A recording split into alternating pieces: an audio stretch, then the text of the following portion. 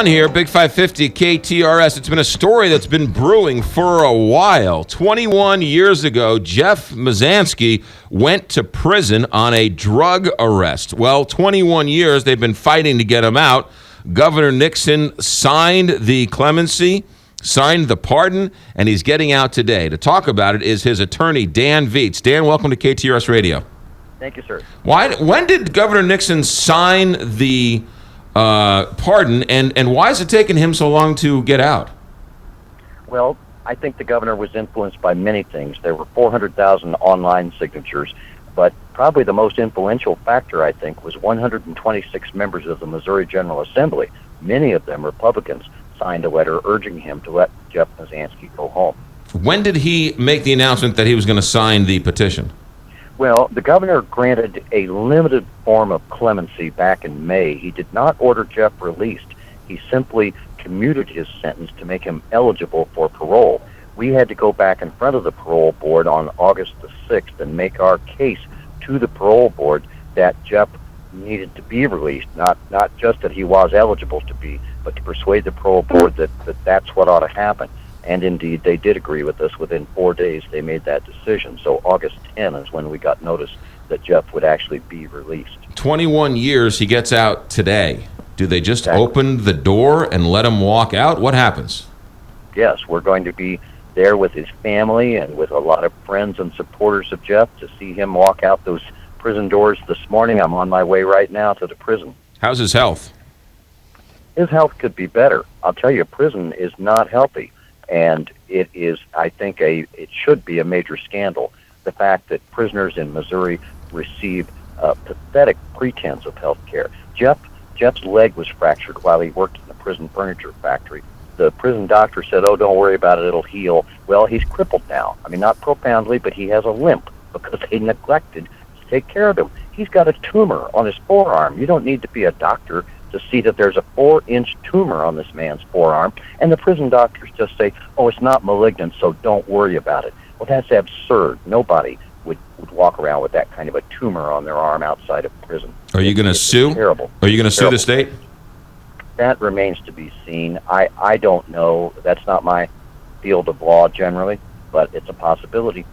We talked to his brother a few months ago, and then shortly after that conversation, we got a call from Bob McCullough, who wanted to talk about that the story being told about this innocent man caught up in a drug bust is not true, and that Jeff was part of a drug ring in which he was a major player. Yeah, that's ridiculous. McCullough doesn't know what he's talking about. He was factually wrong on several points. But I'll tell you what's important and what a majority of Americans agree with is that what Jeff was accused of doing should not even be a crime. No one should spend 1 day in prison for marijuana, let alone 21 years. 4 states have recognized that adults selling marijuana to adults should not be a crime.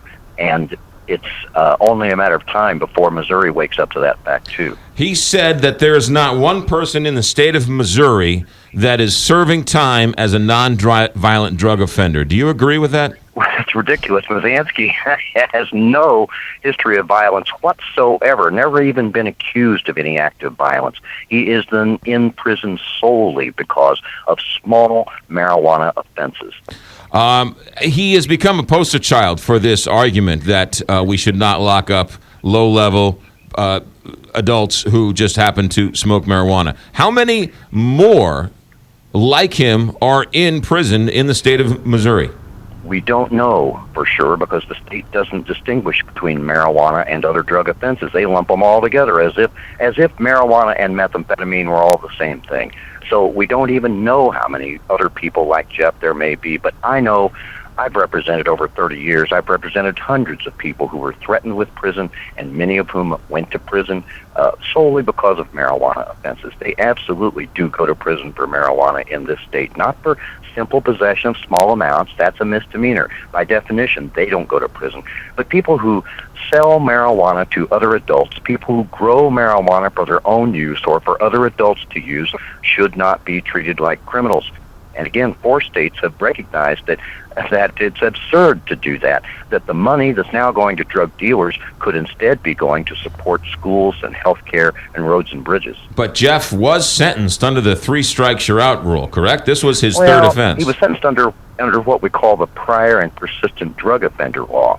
That's not exactly 3 strikes, but it's a law that says that if you are convicted of 3 felony drug-related offenses, that you are not eligible for parole and your sentence can be as little as 10 or as much as life in prison. That law has actually been repealed, and we fought and worked to help get that law repealed last year. It is effective January of 2017, so we hope no one else is going to face what Jeff faced. But a lot of people are still going to prison for marijuana. They absolutely are. It's a terrible shame. We should stop it. We should stop wasting our tax money, keeping good people in prison, and let them out so they can be taxpayers again. Dan Viets, since Jeff has become the poster child for this nonviolent drug offender, spending years in prison, you being his attorney, you being so high profile in this, I would suspect there were many, many families reaching out to you to help their child or loved one in a Missouri prison. We have heard from some others, yes. But there's no way to tell the public there's 20, there's 50, there's 5, there's 500. There's no number that is a ballpark figure?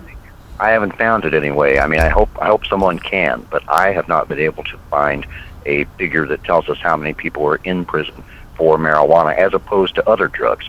But we do know that marijuana arrests are most of the drug arrests in the state of Missouri. Every year, 20,000 Missourians are arrested for marijuana crimes, which shouldn't even be crimes. Including the governor's son himself. That's true. Yeah. Yes.